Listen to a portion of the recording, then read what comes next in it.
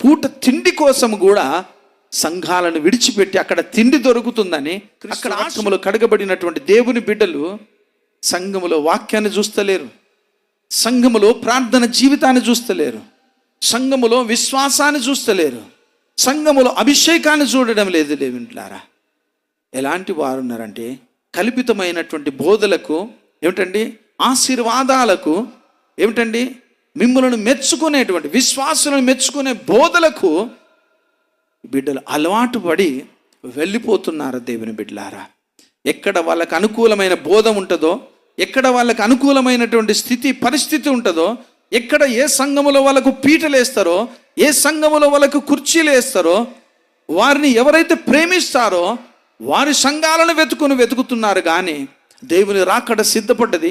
మారు మనసు పొందాలి, బాప్తిజము పొందాలి, పరిశుద్ధాత్మ వరమును పొందాలి, దేవుని రాజ్యానికి అనేక ఆత్మలను నడిపించాలి, నేను కూడా ఒక ప్రమిదగా నిలబడాలి దేవుని రాకడలో అనే ఆలోచన లేక ఏమిటండి, ఈ లోకములో ఉన్నటువంటి అద్భుతాల కొరకు ఒక పూట తిండి కోసం కూడా సంఘాలను విడిచిపెట్టి అక్కడ తిండి దొరుకుతుందని, అక్కడ ఆశీర్వాదం దొరుకుతుందని, వారు చేతులు పెడితే దీవించబడతామని వెళుతున్నారు బిడ్డలు.